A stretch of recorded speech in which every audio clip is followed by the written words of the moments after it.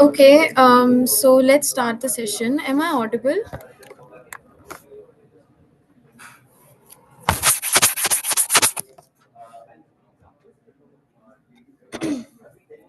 Hello, everyone. Am I audible? Okay, so I welcome you all in today's masterclass by Coding Ninjas in association with Naukri.com. So, today we will be predicting Amazon's Black Friday sales using Python. Also, sorry. Also, we will be diving into the world of e-commerce analytics by predicting Amazon's Black Friday sales using Python. We will be learning to analyze some large data sets and explore critical e-commerce metrics and apply data-driven strategies to uncover valuable insights. So, our speaker today is none other than Ashwin Goyal. He is a seasoned product manager at HRS Group. He also has experience at Udan and Oyo. He was previously working with them. And so, he will be bringing his expertise in leveraging data to drive e commerce success in today's masterclass. He will be guiding you through some Python techniques to analyze sales data and how we can use that sales data to make some predictions. Now, as we begin with this masterclass, am I audible? Somebody is saying that I'm not audible in the chat box. Can I get a yes or no, maybe? Okay,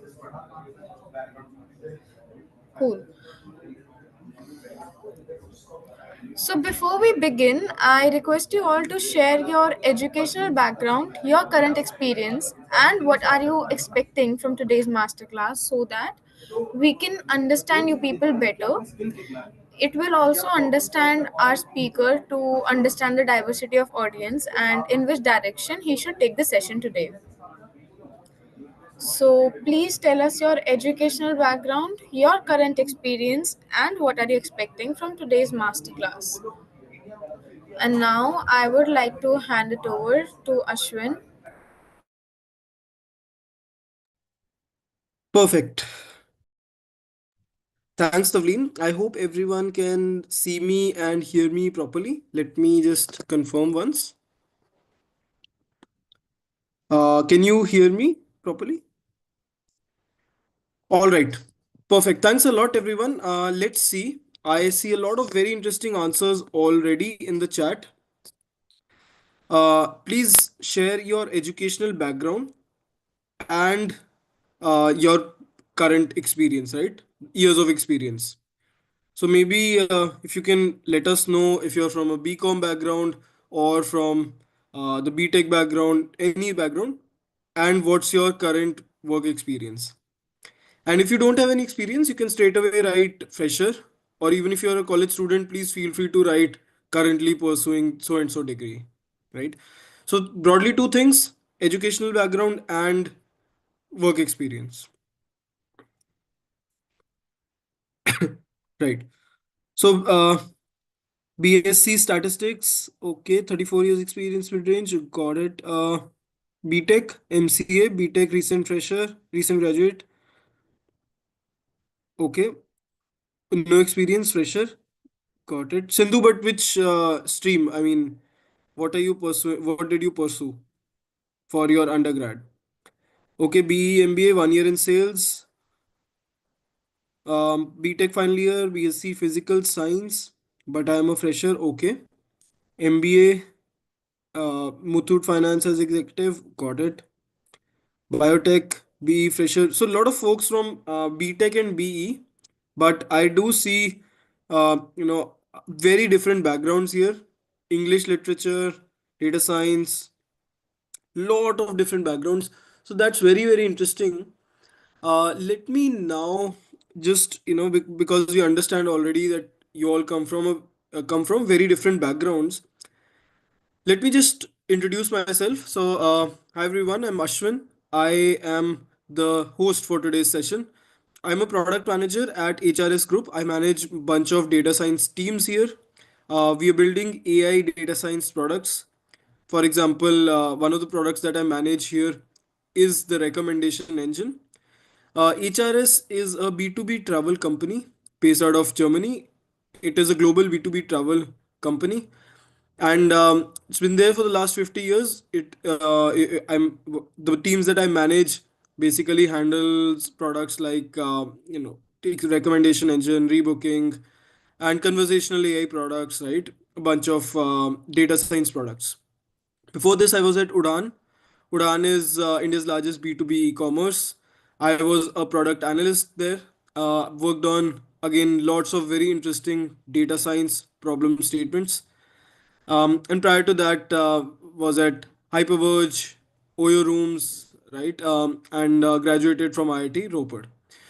Now, I've been associated with Coding Ninjas for the last close to about 3.5, 4 years now, and I've been teaching, mentoring, instructing, and helping people get from aspiring data analysts to data successful data analysts and data scientists, right? So over the last few years, I've seen a lot of people transition, a lot of people get to their dream roles, a lot of people really make it through, right? And get to the other side of the table. So before we move on, and because I introduced myself already and I gave you a hint of how it is like to transition from one side to the other, I want to understand from you all, what's your goal of attending today's masterclass? What is what is the reason you're attending today's masterclass? Right, I'm guessing and I'm assuming that many of you want to attend this because you want to transition, right? You want to get into data analytics or data science, or if you're already in this field, because I see Himanshu says data analyst. If you're already a data analyst, then you would want to ascend the ladder and perform better as a data analyst, or become a data scientist, or perform better in the data analytics industry overall, right? So you want to succeed as a data analyst, which makes a lot of sense, right? But how much time are you willing to put in? How much time are you to willing to spend in figuring out things on your own? Because I see that in today's competitive world, it is extremely important that you follow a structured roadmap, right? You have the right guidance, you have a clear roadmap, that okay, this is the roadmap I'll follow, and this will help me become a successful data analyst, right? So, how much time are you willing to put into that?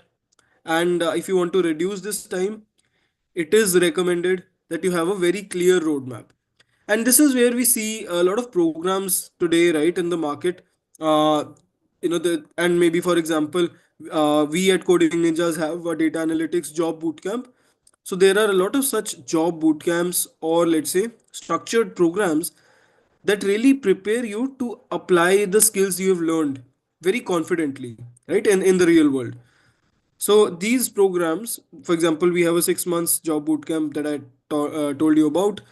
This program will help you, of course, it'll teach you the skills, and also make sure that you apply those skills very confidently in the real world, right? When you become a data analyst. And being a mentor at at the job bootcamp myself, right? I myself teach. Currently, I'm teaching Python in one of the batches. So being a mentor myself in the job analytics bootcamp, I can confidently attest to the kind of content we have, the kind of services we provide, because I've seen a lot of success stories and people have really made it through, right, and landed good jobs and so on and so forth. So I've seen students who, with expert guidance, mentorship, structured roadmap, they've really transformed their careers. So maybe at this point, Tavleen, if you can share more details about the job bootcamp in the chat, right?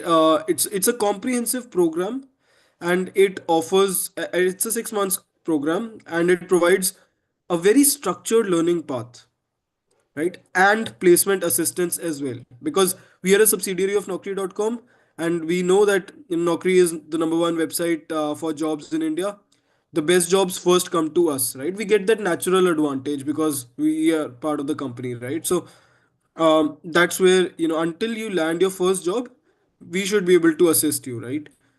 And then of course you work on all the other things, right? Real world projects, you connect with industry mentors like myself, maybe, right, on a very regular basis. Mentors themselves are industry experts, right? They teach you. So there's a lot more to it.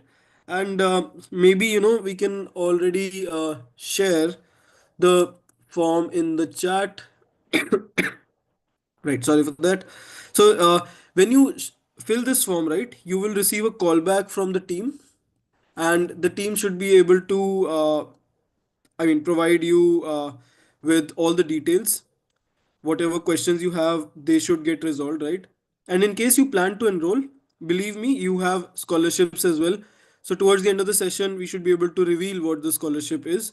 But if you're filling the form, we will definitely make sure that we call you back, and then you qualify for scholarship opportunities as well. So with that, can we share the form? Maybe I let me do that maybe.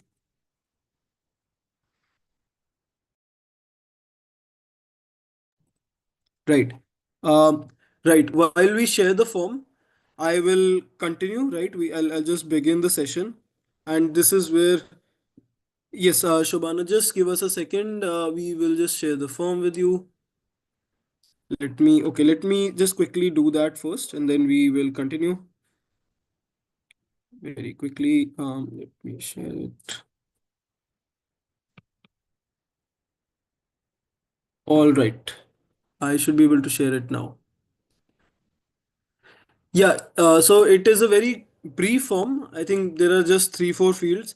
And if you want, I can give you 30 seconds to fill the same as well, right? So it is here. I've shared it in the chat. I hope everyone can see this. So this is the form link, right? It's a very brief form overall. And you can fill the form. We will call you back. All right, with that, I think we should now get started, right? I see a few people have raised their hands. Please lower your hands. We will take up all the questions towards the ends, towards the end. Yeah. All right then. Now, in order to save us some time, right? I've already, created a notebook. Let me just share my screen. Let me share my screen. Yeah. I hope my screen is visible. Please confirm.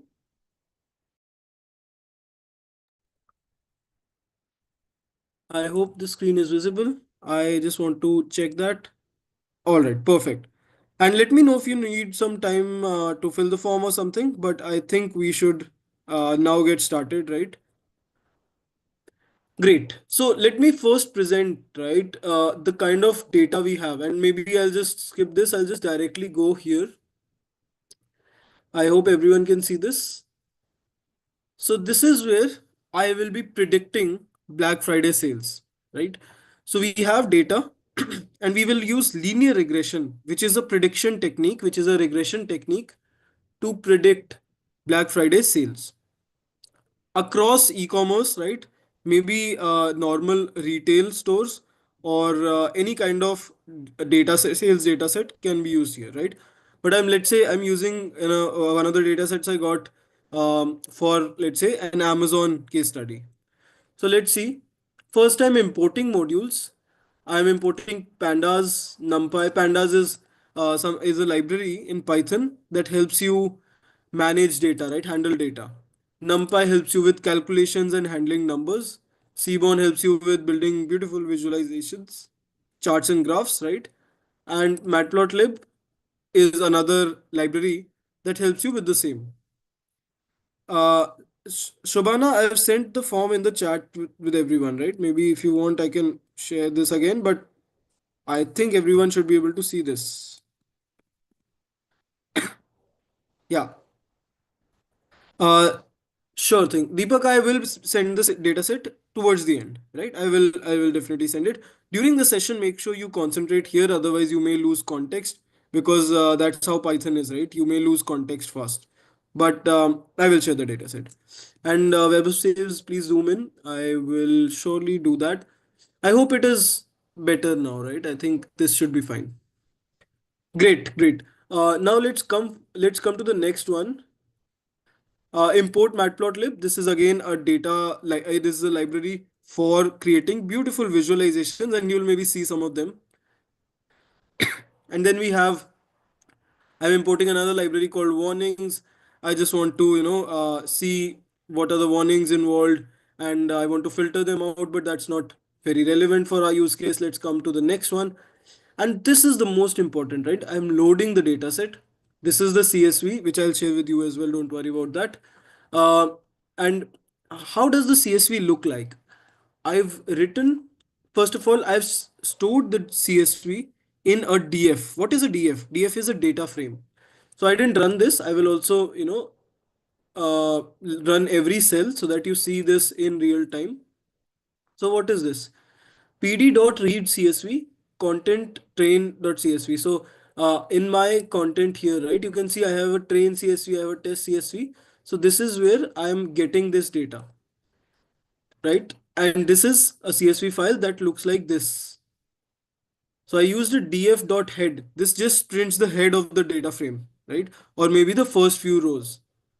And I have the user ID. I have product ID. So who bought, and product ID what was bought.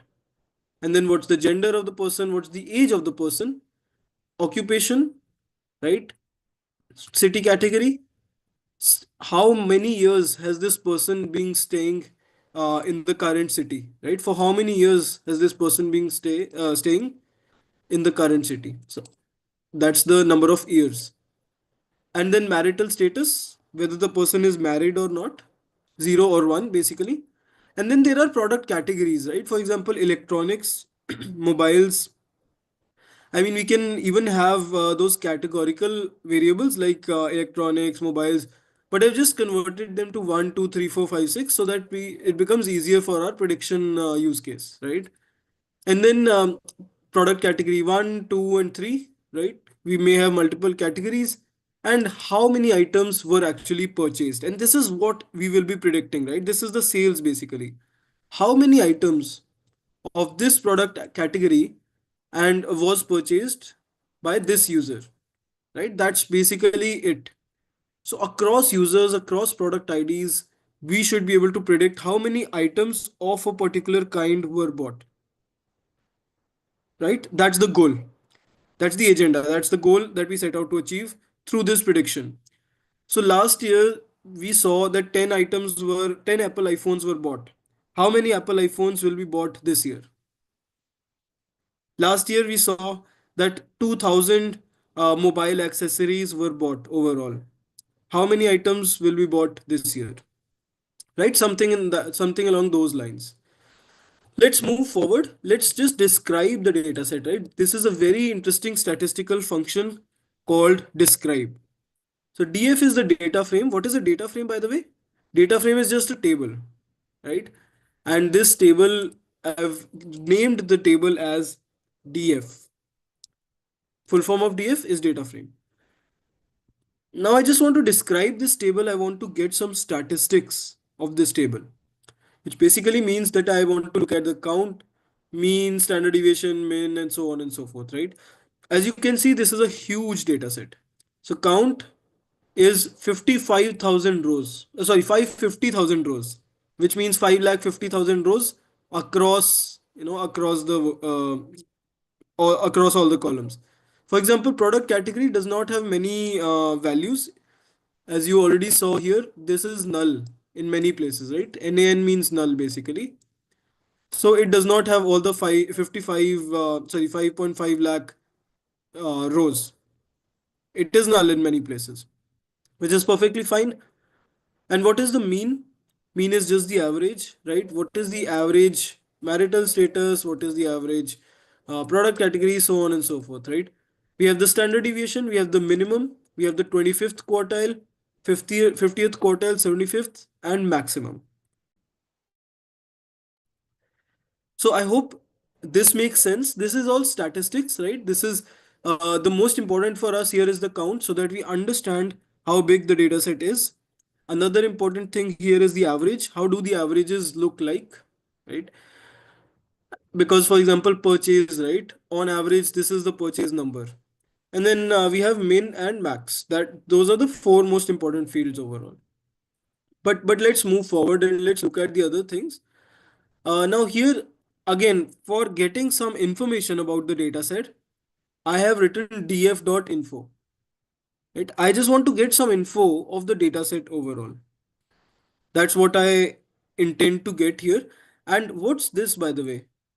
Hashtag data type info or hashtag statistical info. These are all comments. So in Python, we have this concept of commenting, right? We can comment directly using a hashtag. Moving forward, so this, what is def.info? This helps you get information about your data set. For example, in this case, this is the column number, right? And this is the name of the column. How many non-null values are there? How many non-null rows are there? And then what is the type of the data, right? Right, data type.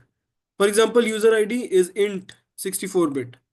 And then product category is float 64, right? So these are the various data types that we have. We have two float 64 data types, five int, and five objects. So product ID, gender, age, right? These are objects. These are defined as objects here because see age, this is not a number. This is actually a category. But in machine learning, right? And that's what we are going to see today. In machine learning, we don't want categorical variables. I mean, it is easiest for us to convert them into 0, 1 kind of variables, right? That's a process called one-hot encoding that I'll just talk about in a bit. But let's move forward, right? Now I want to see what are we doing right now? We are exploring the data, right? Which is why now I want to see what are the kinds of values that are there in each column, right? How many values, how many unique values are there in each column? So here I use a very interview favorite kind of question, right? Interviewers really like to ask this question around lambda function. What is a lambda function? It just helps you write a very long function in a single line. Right? It is, let's say, a shortened version of a function. So what am I doing here? I am trying to find the length of the unique values, or how many unique values does each column in X have, right? X I've defined here as the unique values in the data frame, or let's say all the values in the data frame. So the data frame basically has these columns, and how many unique values does each column have? That is exactly what is displayed here, which basically means that the user ID has 5800 unique values. So that means 5800 users are buying from Amazon, right? In my data set. How many products do I have? Two genders here only, right? One and zero. How many different age buckets? Now, if you see here, we are having age brackets, right? 0 to 17, 55 plus, and so on and so forth, right? I mean, I'm happy to print DF also for you. Did I already run this? I also need to run this actually, right? Because otherwise, uh, you may not be able to relate much. So let's just see this. Right. So this is where we have age seven types of ages, 21 occupations, three city categories. This is basically what's the category of the city, right? And maybe I have this here. What is city category? City, it is the city of the customer, basically, right? We have three types of cities. And then we already saw occupation code of the customer, age, gender, unique code, unique ID, right? Number of years of stay in the current city, we already saw this. Marital status. One second, something happened. Yeah, but let's run this. Yeah, marital status, and then category of the product. th- Product category 1 to 3 are all categories of product, right? And purchase amount. Let me just see this. Yeah, so this is the sales, right? So total amount we spent in the purchase. So sales that we want to predict how many items were sold and what was the amount. So in this case, we have the amount purchased. Okay, let's move forward, and maybe I'll also show you DF, right? again so that you see this DF. So this is how DF looks like. So we have 5.5 lakh rows, 12 columns. These are various user IDs. This is the age, right? This is, let's say, these are the age buckets: 51 to 55, 55 plus, 0 to 17, 26 to 35, 46 to 50, and so on and so forth. We have the occupation, city category, only ABC, right? Only three city categories. How many years have you stayed in the current, has the customer stayed in the current city? What is the marital status? Is the person married or not? And then what is the product category? And finally, what was the amount that we spent on purchasing? For example, this person spent 490, right? All right. And there's this option to make this more interactive, and maybe I will just show that to you. Uh, yes, this is an interactive table. We can convert this into an interactive table. Didn't get converted? Oh, got converted. Yes. Perfect. Now you can see this can, this is now an interactive table. You can just filter directly from here, right? With any, I mean, you can directly filter, right? For example, you want a specific age group, age bucket, or a particular city category, anything. And you can see many more types of pages. And this is Google Colab, by the way, right? Google Collaboratory is just one of the many IDEs you can use for coding Python. Jupyter Notebook is another one. Python has its own IDE also, right? And that is, I think, called IDLE. And then you have a bunch of other platforms, right? How to convert into interactive table? Arvind, there is this option. There was this option, now it has disappeared because we've converted already. But on the right side, you see an option to convert into interactive table. And then you can also suggest charts directly from this. Can you see this? It automatically created a few charts for you. For example, this chart, let it load once, but see, it is automatically creating time series, 2D distributions, values, categorical, faceted, and a bunch of very interesting charts. So things become very easy. For example, I just want to show you this particular chart here. Okay, this may not work because okay, yes, perfect. So can you see the age distribution now? Right, 55 plus, very few people, but 26 to 35 is the maximum, is the highest number of people. Right? This is the biggest bucket. How do we get the code for these chart, Purvi? That's an interesting question, but this is directly created by Google Colab. And that's one of the reasons I really like this, because this suggests a lot of things to you, right? It is more like a self-service thing.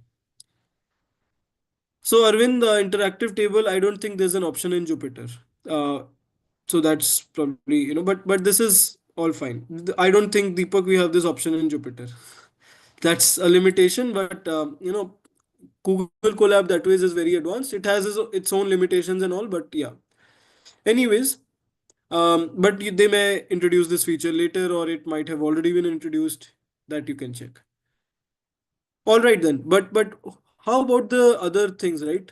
How does my city category vary? I'll just add this cell here for you to see. So this is city category. As you can see, city B is the city that has the highest number of users, right? This is number of users, and a bunch of other charts. I have already created a few charts for you, which I want to show you now. So the first one is dist plot for purchase, right? Which basically means the density plot for the purchase. This is the distribution. For example, this is the purchase amount, right? On the x-axis. In this case, about 7,500, right? This number right here, about 7,500, 8,000.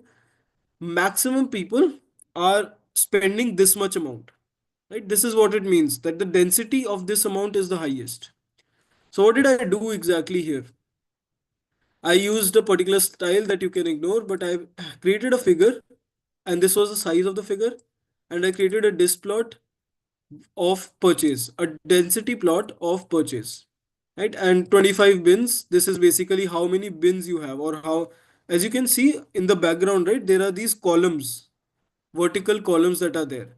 So these columns are called bins, and there are 25 such bins in this chart. And I can also increase this. Let me show 30 bins to you and create the same chart, maybe,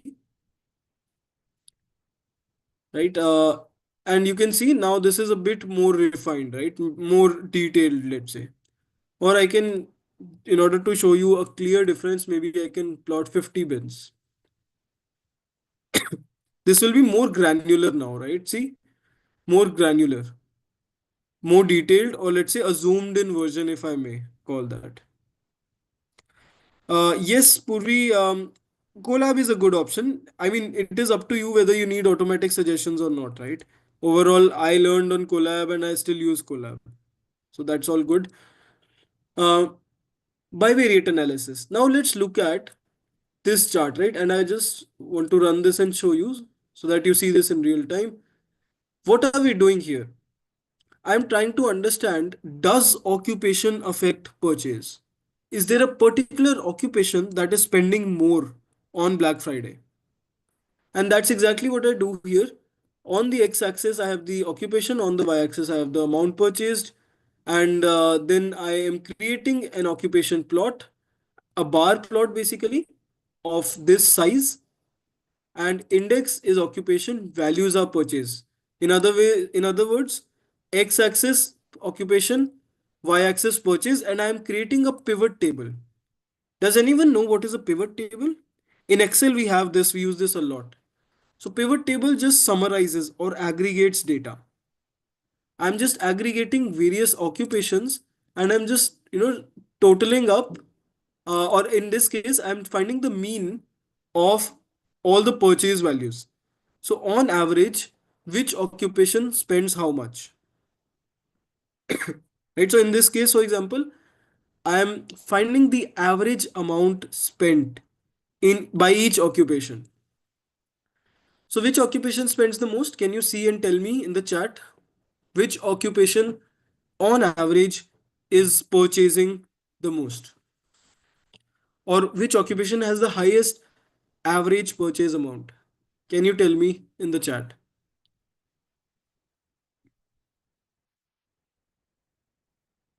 I mean, there's a tie almost, but you can have a look at this. Maybe 17, right? Occupation code is 17 for this occupation, and 12 also, maybe, right? There's almost a tie. So this is occupation and purchase analysis. Now, very similarly, I am also creating a pivot table for age and purchase. Now, what is a pivot table again? Pivot table helps you summarize. How are we summarizing? How are we aggregating data here? We are finding the mean. So for each age group, and I'll just run this. For each age group, what is the mean purchase value? So can you see this here? I'll just zoom out a bit. Yeah. So which age group is on average spending the maximum on purchase or purchasing the highest value items, or maybe purchasing, the most? So as you already know, I mean, any purchase, right? Sale is simply the total number of items bought into price of each item, right? So items bought into price of each. So either we have a high number of items that we are buying, or we are buying high value of items, right? If we have a high purchase. So in this case, we cannot, of course, get to that level of granularity, but here we get an idea that the age group 51 to 55 is on average having the highest purchase amount, which means that it is this age group is particularly purchasing more, right? Purchasing either high value of items or more number of items. Just to illustrate what I am saying here, so purchase amount can be number of items into price of each item, right? So that's purchase for you. So here we can have any of these, right? We can either have high number of items purchased, or price might be high. So that's there. All right, moving on, and now let's really, start to come towards machine learning because uh, that's where the real prediction is there. Just before that, males are purchasing on average more, right? Another pivot table I'm creating, another bar chart. I have gender on the x-axis, and on the y-axis I have the average purchase amount, and that's where the aggregate function is np dot mean, which basically means that it's the average. All right, now let's start with machine learning. I am pre-processing the dataset, which basically means that I am making the data ready for machine learning or for the model. Right? I'm just pre-processing. That's what pre-processing means. I will just check for null values because typically, models don't expect null values. Machine learning models, they don't want null values. So I'll just run each cell here also, and I'll just check df dot is null dot sum. What this means is that there's no null value in user ID, there's no null value in all of these, but there are a lot of null values in product category 2 and 3. So I need to handle these null values. And what do I do? What do I do here? I fill wherever there is an NA, right? Fill NA is a function. Wherever there is NA, I fill it with minus 2.0, right? Which is, I mean, there's no significance as such of this number 2.0, but it's just that I want to remove those null values and I want to fill something there, right? So I'm just filling minus 2.0. That won't affect my analysis in any manner, right? I'll just exclude that minus 2.0 category maybe. And now when I do df dot is null, basically how many null values are there in my data set? What's the sum of those null values? And it is now 0, which basically means that I have no null value in my data set. Now, this is what I was mentioning earlier, right? I'm converting gender from M and F to 0 and 1. So I'm encoding values. This is what I called encoding. And this is what is called a dictionary. Right? It is a data structure in Python. It is used to store data in a particular format. And this format is called the key value pair, right? This is the key and this is the value. This is the key and this is the value. So this is a dictionary format. We don't need to get into all that. But what I'm doing is I'm just converting the gender column from M and F to 0 and 1. And now if you see the gender, it is 0 and 1. Earlier, the gender, as you can see here, from here also, it was M and F, right? The gender column. Or maybe I also printed the entire data set and you can see gender is M and F. So this becomes an important part of machine learning because pre-processing is important, right? Without pre-processing, the data, I mean, the model won't understand M and F. The model will understand 1 and 0. And I want to do the same for other things also, other columns also, right? So I will now use this very famous concept in machine learning called one hot encoding, which basically means that, I am converting columns like age, city category, and stay in current years to specific, to a list of values, basically. So I'm encoding label encoder, I'm labeling them in some fashion. And what's that fashion? Let's see. So age, for example, that 0 to 17 category got converted into 0 and 17 to 26 got converted into 1. 26 to 35 is 2. 35 to 46 then is 3. 46 to 50 is 4 and so on and so forth, right? 50 to 55 is 5 and 55 plus is 6. So that's what exactly we see here. 0 to 6, right? This is 6. So that's for age, and then city category also 0, 1, 2, 3, 4, 0, 1, 2, right? Because we had three city categories instead of A, B, and C, we are converting into 0, 1, and 2. Perfect. Now coming to the correlation matrix, this is actually correlation matrix, and let's see what this essentially means, right? Here, what we intend to do is after we have data in a particular format, as you can see, now all of this is numerical, right? Number format. So we can now create a correlation matrix and try to understand how are variables related with each other. And this is again a very important topic in Python and machine learning. How are variables associated or related with each other? Is there a relationship or is there a correlation? For example, here you can see that a higher correlation has a darker color, right? Maybe a reddish or a brownish color. And we don't have a lot of that here actually. And a lower correlation is towards minus 1, right? Is bluish color. So let's see that, right? And product category 1 and product category 3 have a negative correlation clearly. From here we can see that they have a negative correlation, which means that if product category 1 increases, product category 3 decreases. That kind of a inverse relationship. Maybe I can take a better example, and that is age. Right? Age has a positive correlation with marital status, which makes sense, right? Which is obvious. If you get older, you are more likely to get married. So a higher age would mean a higher marital status,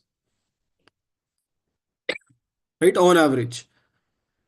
So that's what we see here. And how did I create this? I can simply use a heat map. So SNS basically is the short name of the Seaborn library that I used.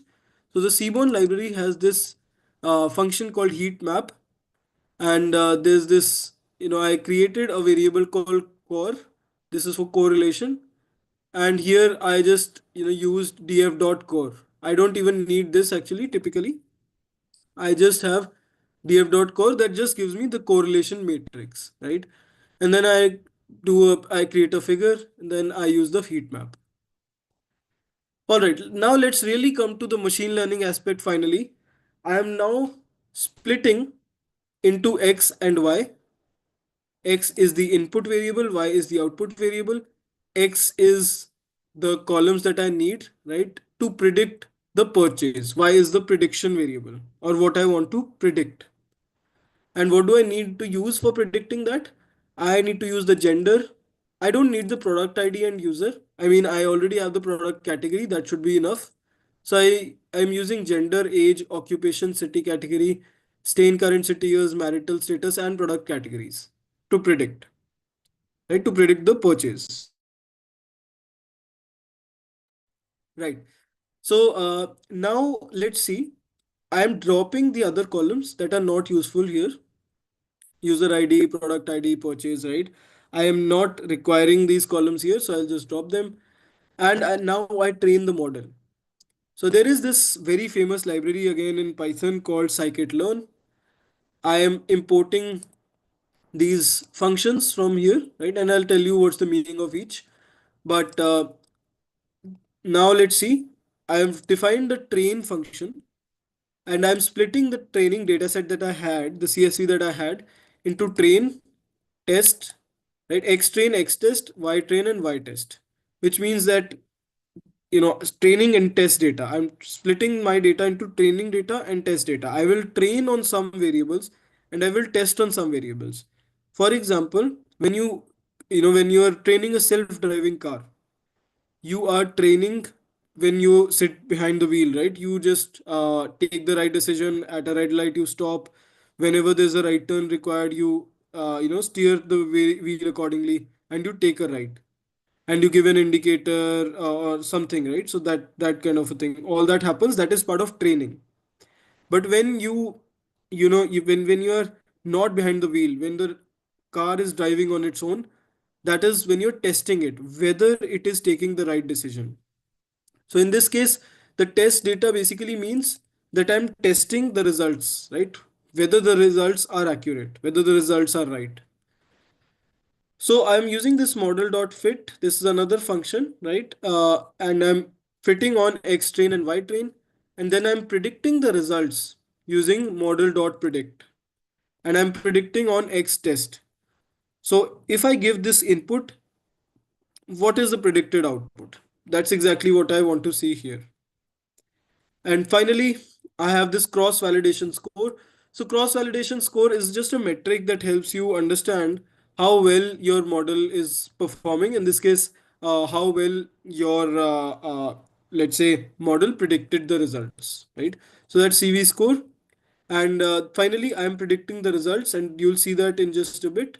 So I'm predicting the results here, and I'm printing mean squared error, right? This is another uh, field, or let's say another metric that helps you understand how well your model is performing, right? Or what is the error your model is giving. If you have a higher MSE, then that means that you may have, I mean, your model is not performing that well, maybe, right? And then we have again cross validation score that gives me an idea of how well the model is performing. So this is all good, but then I really come to linear regression and I train the model, right? I'm training the model. This is where I define the model, right? And then we have coefficients. I will plot the model coefficients, which basically means all the weights, right? In some sense that the model has. As you can see already, 4617. This is the mean squared error, and this is the CV score, cross validation score, and these are the model coefficients, right? And that is where I've used linear regression. What is linear regression, by the way? Linear regression helps you predict something, right? And it tries to fit values in a linear graph, on a linear graph. For example, I have, let's say, a lot of these data points. I have a lot of these data points. What linear regression will do is it will try to help me create a line that fits these data points the best.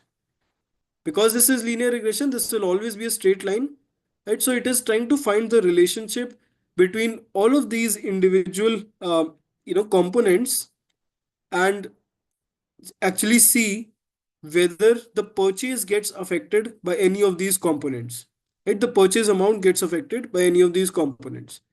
As you can see, model coefficients are very high for product category 1 and product category 3. Um, and what is the feature importance? Which means which category or which field, which input affects the output the most. And very clearly, you can see that purchase is affected by the category of the product. For example, electronics are typically more expensive and hence purchase amount will be high for them. Versus vegetables are, very I mean, very much cheaper than electronics. So maybe grocery as a category will have, much lower purchase amounts.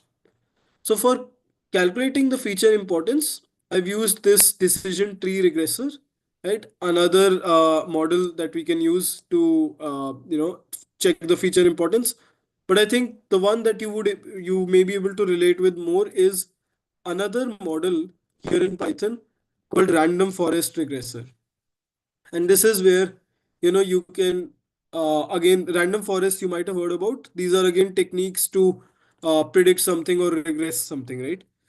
And that's where you see product category again has the highest feature importance, which basically means that your purchase amount will get affected with the feature category the most, right? With this product category, sorry, not the feature but the product category one the most.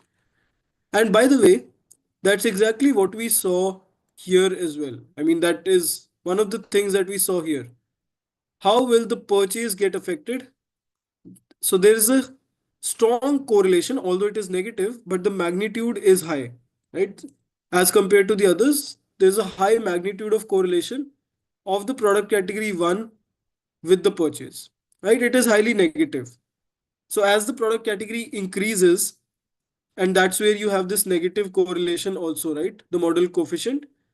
As the product category one increases, the purchase category, or let's say the purchase amount decreases.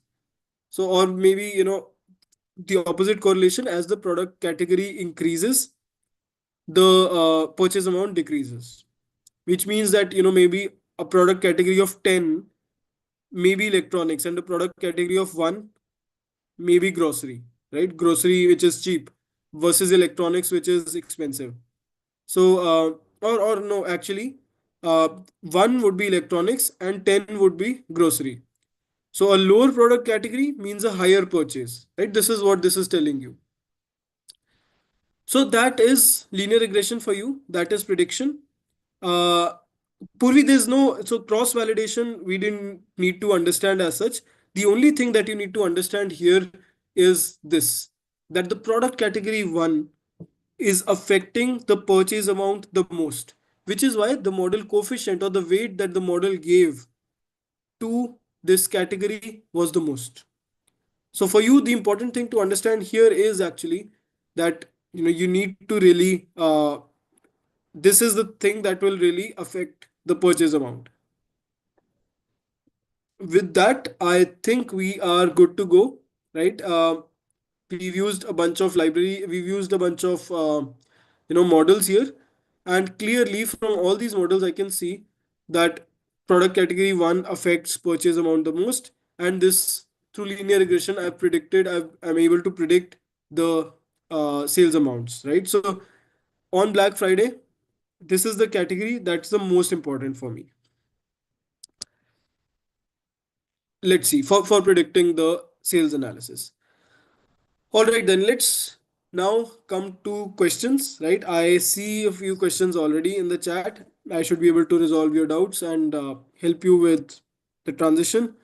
And I see a lot of questions already on around the Coding Ninjas job bootcamp also. So maybe one thing I can do is I would probably, for people who join late, maybe it is a 6 months program, and it is designed by Coding Ninjas experts, which are essentially industry mentors or industry experts. And this program offers comprehensive training, interview preparation, and even placement assistance, right, until you secure your first role. And if you want to know more, I think we've shared the form already. Yes, we've shared the form in the chat. I can reshare that with you. Yes, I will share the data set also with you guys. Just give me a moment. Right. And then if you want to know more about the job bootcamp, please fill the form in the chat box. Um, you should be. I mean, there's no two ways about it, right? There's no other way. You should ensure that you have a solid roadmap, and that will reduce the time that you spend in making the transition, right? Or succeeding as a data analyst. So you have the right guidance, hands-on practice, and the structured roadmap which the job bootcamp provides, or maybe other bootcamps. So just ensure you are taking the right decision here. All right, if you're done filling the form, I can move forward, and now I should be able to share uh, the data set. Let me just go to the data set and try to share this with you. Let me see how can we get here.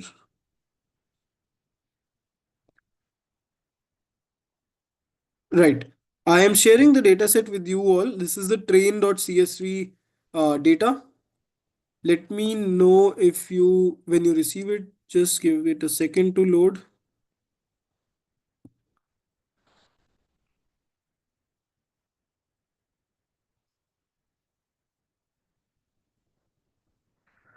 Right.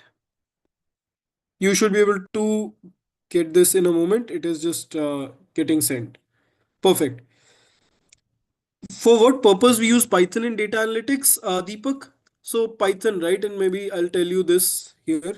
Uh, right from fetching data, that's where you collect data, right? Collection or fetching of data, to the next step in data analytics lifecycle, that is cleaning data, then manipulation of data, which means changing, manipulating, transforming the data, and and then data analysis. So for all these steps in the data analytics lifecycle, we use Python.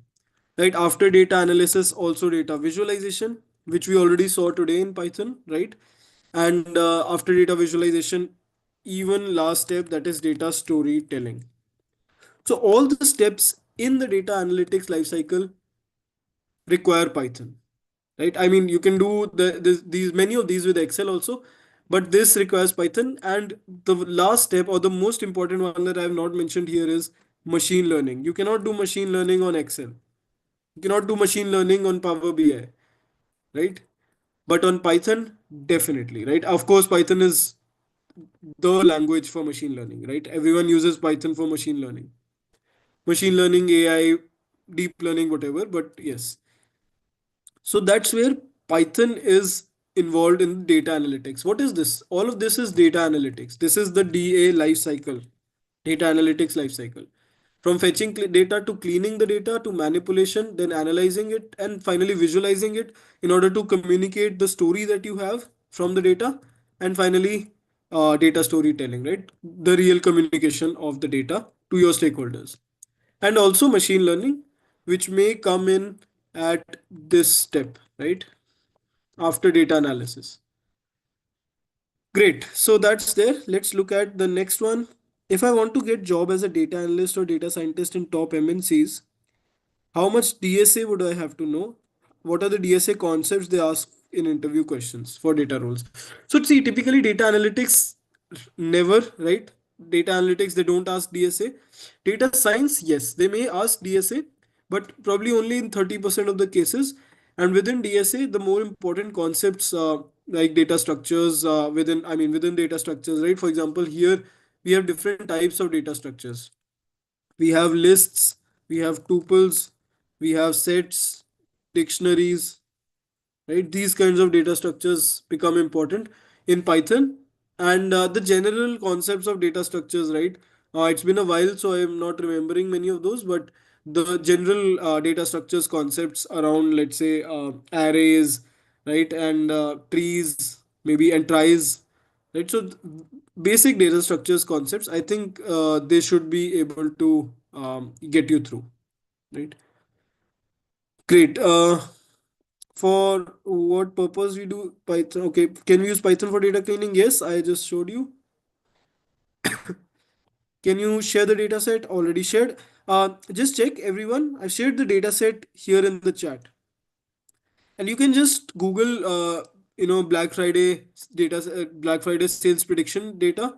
You will get this from there also, or you can just Google, Black Friday sales data analysis. Even a lot of the code, right, and a lot of the entire data you should be able to get through Kaggle or online.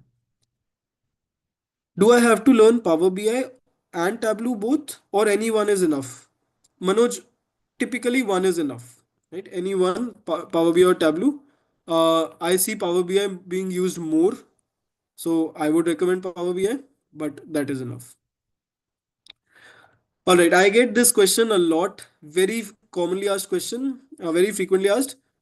How much SQL is required? So see, for very basic analysis, right?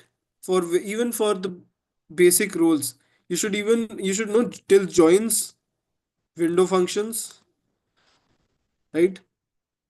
At least till this level, joins and window functions in SQL.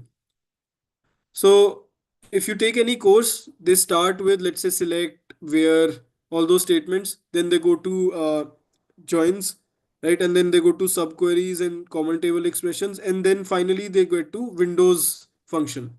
And that's where I'm saying that window functions, these are the, at least, know till this point, at least, because this is important.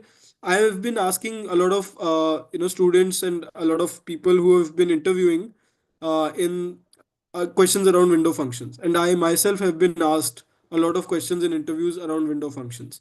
So this is the level till where you need to reach, at least, right? So how much SQL is needed? That's the answer to that. uh okay, I see all questions have been answered almost. Okay. So maybe I see more questions already. So what I can do is, if you have more questions around the bootcamp, right, just wait for a bit. I will also maybe invite, the program expert at Coding Ninjas, and they should be able to, take 5 more minutes of yours and explain how the Coding Ninjas job bootcamp can really help you go to the other side and transition. and they're going to explain how this bootcamp can be helpful in your career journey, right? So that's there. But one last question before that. Uh, See, three questions. How can I pick one of them? Okay, I'll take the third one because a lot of people would have the same question. Manoj is asking, will data analysts be replaced by AI in future? And the answer to that is very simple, right? See, all these tools and all these, like Power BI, even Collab, you saw there is this AI, available AI features, right? For example, here I can use AI, explain code maybe, right? Or maybe write some code. And you already saw the AI features above for generating charts, right? These charts. And this explained the entire code to me. So does this increase the productivity of data analysts or does this decrease the productivity? Tell me. You yourself answer this question, right? It is very clear, and this is not only in Google Colab. This is there in Excel. This is there in Power BI, right? With Copilot, and this is even now there in what do we have? Maybe even SQL you can get through ChatGPT. You should be able to get codes and debugging and all of that. So AI will increase productivity of data analysts and it will free up your bandwidth so that you are able to focus on the more important tasks. You are able to become more creative. You have a lot of, or you can focus on the tasks that really move the needle or that really help the business, right? So it will help data analysts become more productive, and the role of a data analyst or a data scientist will become even more important because AI is based on data, right? All of the companies are generating a lot of data. So in order to handle this data, build those machine learning models and really generate insights from the data, they need data analysts and data scientists. So these are two perspectives from which you can look at this, and the answer that you get from both perspectives is just the same, right? That the role will become more important, and data analysts will not be replaced by AI. Rather, they would be aided by AI, and their role would become important, and they should be able to focus on more important tasks and really, make an impact on the revenue of the company. So that's with that. I will now hand it over to Karan from the Coding Ninjas team, right? Uh, we should be able to move forward from there. Thanks, everyone. Yeah, hi. So, first of all, like, thank you so much, Ashwin, for such an informative session today as well. And now, as we are getting a lot more questions around the job boot camp, so for that, we have our senior program manager, Mr. Karan Khanna, who will be just taking another 10 to 15 minutes where he'll be explaining all the things related to this boot camp. What exactly are we covering in this boot camp by Coding Ninjas? How this would be helpful for the people who want the transition into the industry, as well as to the people who are looking for better opportunities by upskilling themselves. So Karan will be taking another 10 to 15 minutes and he'll be explaining all the things. So once again, thank you so much, Ashwin. And now I would want Karan to take on from here.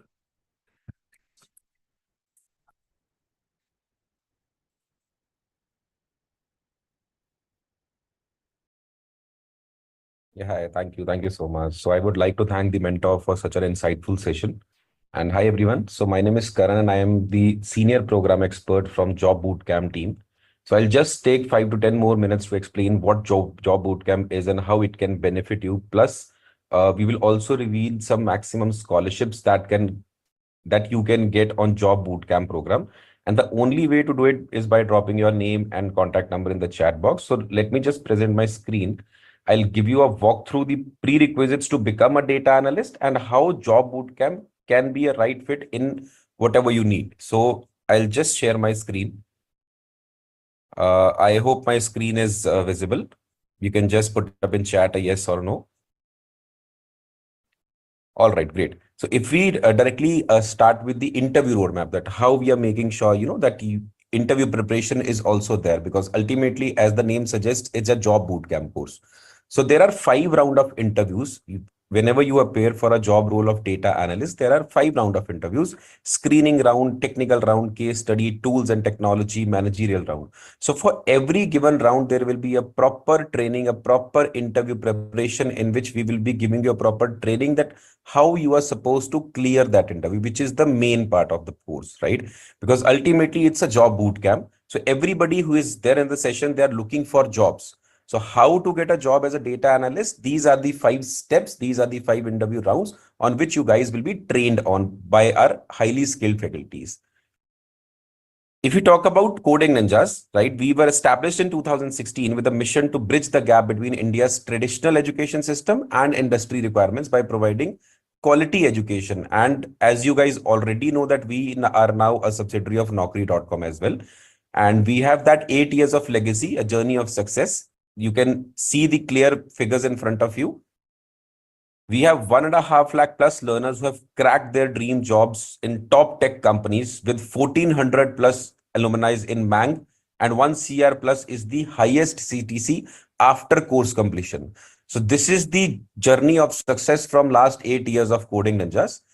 Now talking about the job bootcamp, what is job bootcamp? Why we call it a job bootcamp? It's not a normal course, but it's a bootcamp, which is specifically focused, personalized, and community driven only for working professionals. So starting from the eligibility at first, the eligibility to enroll in the program, you should either be having a graduation degree, or you should be in your final year graduation, or you should be a working professional.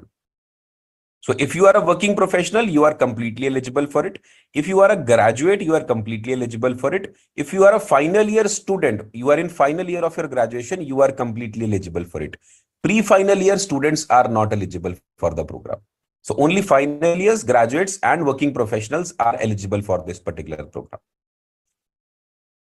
Taking you to the next slide, the journey roadmap. If I give you a basic structure that how the course works, so it's a 6 months of program.